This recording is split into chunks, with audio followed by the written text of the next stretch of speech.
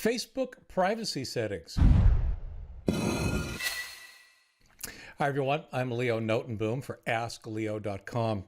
One of the very common concerns a lot of people have is about their online privacy.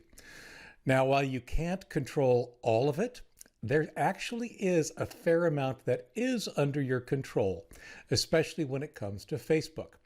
What I want to do in today's video is walk through at least where those settings are and what decisions you might want to make about what they are set to.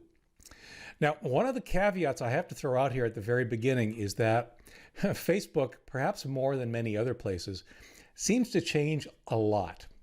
What that means mostly is that by the time you see this, it's possible that the settings that I'm going to be showing you are in a different place. Usually it's a slightly different place. Please don't get frustrated. Just take some time and look through Facebook's settings and user interface to find out where those settings may have moved to. If it's a massive change, I'll hopefully have a new video for you. But if it's not, it's very possible that you'll still be able to find the same kind of settings just somewhere else. The other caveat I want to throw at you is simply this: use the website. I know most of you are probably using Facebook on a mobile device. On the website, which is what I'm going to be showing you today, more settings are available more easily. I'm pretty sure that everything's available on the mobile device, on the app, but it's just easier to see and find all of the settings that you'll care about if you take the time to go to a desktop or a laptop PC and use the website on a full-size screen. So with that out of the way, one of the things I believe it's important for you to consider is just how it is you want to use Facebook. Do you want it to be easy for people to find you or difficult? Do you want what you post on Facebook to be easy to find, easy to share, or do you want to restrict it only to certain friends? Even though everything you post can be copied, no matter what privacy settings you say, you at least have control over what your intent is, making it harder for people to share, for example. On the other hand, like me, one of the things I do is I basically set pretty much everything on Facebook to be public, and then I know before I post anything to Facebook, before I update any of my personal information, before I do anything that shares more information about me on Facebook, I know that it will be, by definition, public. It's a decision I've made. The decision you make will actually color how some of these settings are going to be set. So with that out of the way, let's go ahead and have a look at some of the Facebook settings here on Facebook Online. The place to start is in the drop-down menu here and Settings and Privacy. We'll click on that and then click on Settings. This brings you to the full Facebook settings collection. Next, we'll click on Privacy over here in the left-hand pane. That brings up all of the various privacy shortcuts and tools. The upper section has 3 shortcuts: Privacy Checkup, Manage Your Profile, and Learn More. The Privacy Checkup will walk you through some of the current settings and also include security, app access, and advertising settings along the way. Now, I'll cover some individual settings below, but if what I end up covering later seems too overwhelming, this is a good place to come back to. This is a good place to walk through the most important stuff. Back at Privacy Settings and Tools, Manage Your Profile is just that. It makes changes in the information that shows in your profile, like your name and your marital status and where you live and where you went to school, if you want any of that to be displayed. And finally, Learn More with Privacy Basics. That's really just in-depth information about how to go about managing your privacy on Facebook. Now, the rest of the settings are divided into 3 major areas: your activity, how people find and contact you, and how you get message requests. Your activity is probably one of the most confusing things. This one here, who can see your future posts, we can change that. I've said that on my personal account, I've set this to be public, and I'm going to go ahead and change it to public here. But this actually changes the default setting for what you share on Facebook. When you share a comment, when you share a post, when you share a photo, this controls who can see it. Now, there's a gotcha here. You can change it for every individual post. In other words, you can say, yep, it's currently set to public, but I want this picture to only be shown to my friends. The catch is that when you change it for a post, it actually changes this setting. So the reason it was already set to me is because I had changed it on a specific post earlier that I posted to be only on my own timeline, that only I could see it. It's very easy to overlook this. It's very easy to set it to public for one post and not realize that it's been set to public for every post thereafter.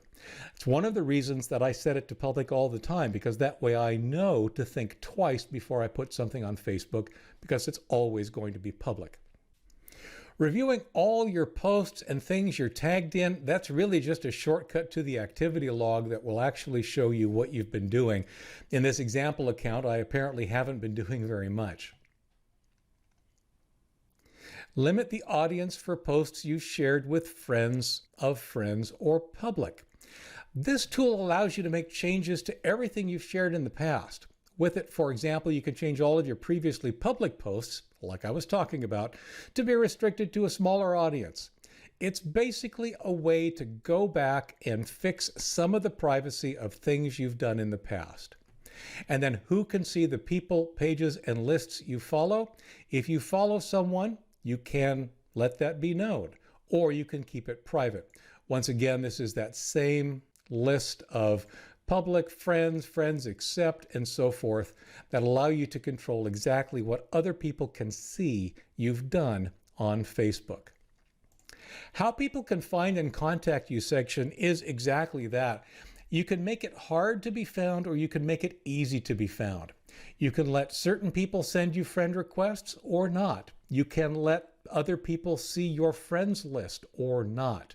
You can use your email address as a way to be found. For example, if somebody knows your email address, perhaps that is enough to qualify them as being able to find you. Same thing with your phone number. If you provided a phone number to Facebook, you can determine whether or not people should be allowed to search for you if they already know your phone number. And of course, you can set your profile to be findable through Google. So in my case, for example, if you actually search Google for Leo Notenboom Facebook, one of the search results should in fact be my profile page on Facebook.com. That's intentional. Like I said, my default setting, my personal default setting for just about everything is to keep it public. That means that it's easy for me to be found. If you don't want to be that easily found, you might want to change this setting to be no. How you get message requests is all about using Facebook Messenger. This is all about Facebook Messenger and how messages from people who are not already a Facebook friend of yours can message you. Potential connections. You can opt to allow friends of friends to contact you directly in chat as if they were your friend, or separate message requests area without notification, or you can specify that they be discarded. Now, the without notification is an important one to realize and understand. People that don't know me, for example, can attempt to message me, but I won't get notifications. I have to explicitly and periodically check those message requests to see if anybody has recently tried to contact me. In my case, that is an important setting for me. Since I'm I'll call it semi-public figure, people often reach out to me via whatever means they can. Even though askleo.com is the way to do it, it's not uncommon for people to try and find me by name on Facebook and then try to message me directly. That's not the right way to do it. It's not how I want to be found. And I don't want to actually establish a messaging link with people who aren't actually known to me, who aren't actually my friends. Like I said, there's plenty of ways to contact me via askleo.com, which is why I keep this personal side of what I do somewhat closed. Again, your use may be different. And other people, you can indicate that Facebook and Instagram messages may also be sent to the Message Requests tab or discarded. And that's fundamentally the privacy settings you have available to you, controlling what happens when you post something on Facebook, how much of your information is visible on Facebook, and how easy it is for people to contact you or reach out to you on Facebook. If you have more questions, one of the first things I recommend you do is actually go back to this Learn More with Privacy Basics feature. It is a nice overview of exactly how Facebook allows you to control your privacy on the platform. As you might imagine, Facebook has received a fair amount of pushback and feedback on how well they handle privacy. This is in part a response to that and does a pretty reasonable job of walking you through what all those settings might be. One of the things that I've noticed, and I think that it is something that is very worth noticing yourself, the very wording of the Facebook mission is make the world more open and connected. To me, this indicates their rationale behind making so many of your default settings as open, public, and permissive as they are. If you don't want that, short of not using Facebook, this privacy settings page is the place to go. For related links, for updates and more, for comments, visit askleo.com/22689. I'm Leo Notenboom. This is askleo.com.